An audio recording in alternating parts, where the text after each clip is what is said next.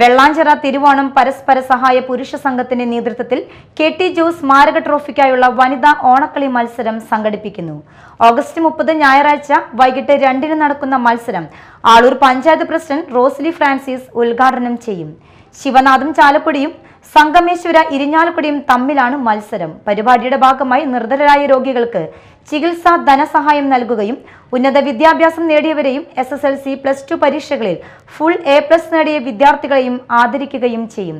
പത്രസമ്മേളനത്തിൽ publicity convener Santhosh Arikkadan, general convener Den Paul, president CC Thomas, secretary Wilson KJ, treasurer Benny Paulose, KD മാത്സ്, VT Jose തുടങ്ങിയവർ പരിപാടിയുടെ വിശദാംശങ്ങൾ അറിയിച്ചു.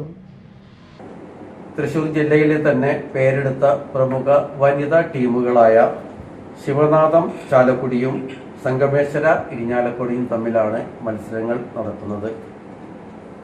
ഈ അവസരത്തിൽ തന്നെ 8, 9, 10, 11 വാർഡുകളിലെ SSLC +2 പ്രൊഫഷണൽ കോഴ്സുകൾ തുടങ്ങിയവയിൽ മികച്ച വിജയം കരസ്ഥമാക്കിയ വിദ്യാർത്ഥികളെ ആദരിക്കുകയും നിർധനരായിട്ടുള്ള രോഗികൾക്ക് ഡയാലിസിസ് കിറ്റും സഹായധനവും വിതരണം നടത്തുകയും മികച്ച സാമൂഹ്യ സാംസ്കാരിക പ്രവർത്തനം നടത്തുന്ന തിരുത്തിപ്പറമ്പിലെ